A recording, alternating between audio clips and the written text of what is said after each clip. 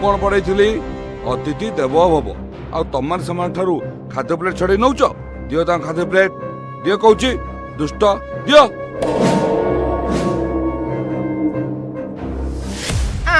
ए माने तो भलो मा करडिया ट्रेनिंग पाइछंती।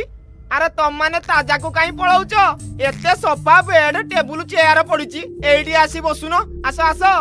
ओ भाई तम पिला माने को खाइबा को दउनो तारजा ऊपर गली के हम खाइबा को जमिति चाहुछंती हम पेटरे पूरा पसी जिबे राती सारा हमरा झाड़ा दौड़ुतबु। अरे नहीं से माने पर खाइबे तुम मन खाई सारी बेड ऊपर सोई पड़ो।